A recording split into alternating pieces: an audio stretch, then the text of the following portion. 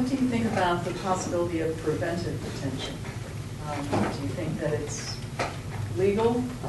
It's certainly been posed as a possibility of holding people for some period of time if they do pose that threat. Well, I think in the law of war, we used to believe we understood that you could hold an enemy for such period as the conflict continued. And you held the person initially to gain intelligence, and secondly to ensure that he wouldn't be a threat to your forces. And that was all very easy to analyze and to implement when you had nation states who were fighting wars. There was usually a winner and a loser, and there was a date, and after that you released people and you reintegrated them into society. It becomes much more difficult in the asymmetrical warfare we have now. And what we would contend, we're not fighting soldiers. We are fighting terrorists, we're fighting gangsters, we're fighting disaffected people who have their own agendas. So that's part of the reason why we would rather see people who have committed war crimes, and I don't even want to call it war crimes, they have committed murder, they have committed other crimes, should be sent to federal court to be tried. And if there is a judgment that some of these people against whom either you don't have enough evidence or you have very tainted evidence as a result of policies that were used by, well, shall we say, in earlier days, misguided policies, well, now you have a problem. And what you end up with is where we are right now at Guantanamo. The administration, the Attorney General, has gone through the 223 detainees that were there about a month ago. And they had representatives from the CIA, FBI, Department of Defense, Department of Justice, and I think Homeland Security as well. And as is often the case in any analytical undertaking, there will be the easy answers. So they identified about 40 they felt they had sufficient evidence to say these guys should be prosecuted. About 40. It was about 70 some odd where they said, there really doesn't seem to be anything here.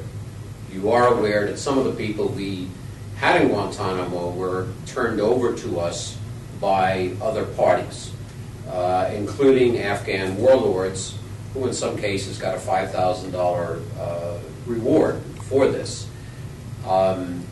So in some of those cases, we became fairly convinced that there really was nothing.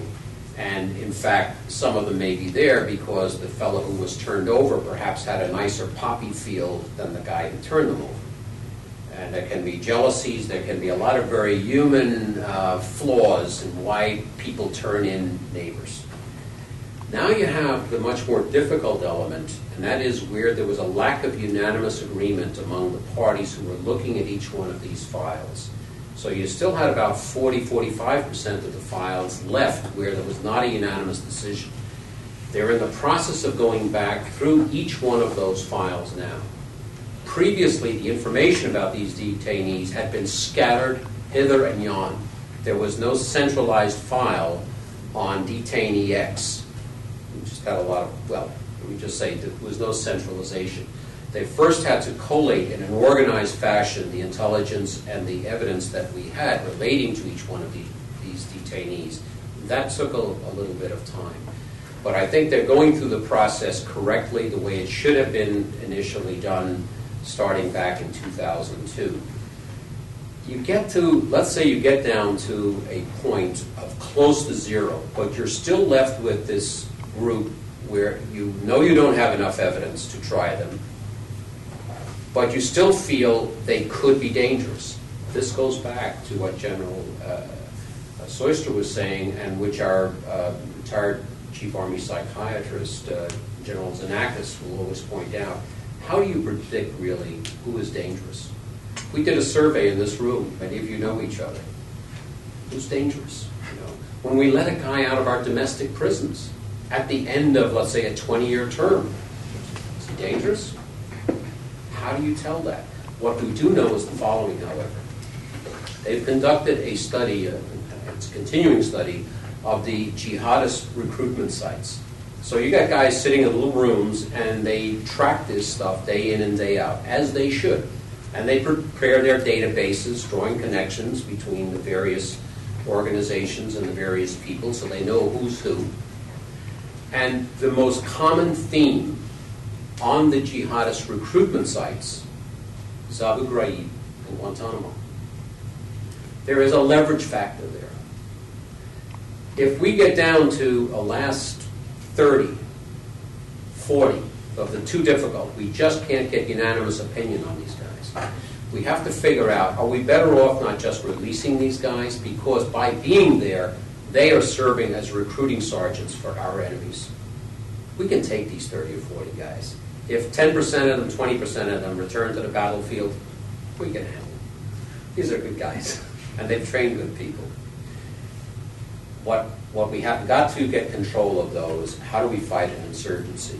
And the military has spent a lot of time on this, and they updated their doctrine in 2006 under General Petraeus' personal direction. And what they concluded, when you get through the whole manual, is the only way you will long-term successfully overcome an insurgency is when you starve it of recruits.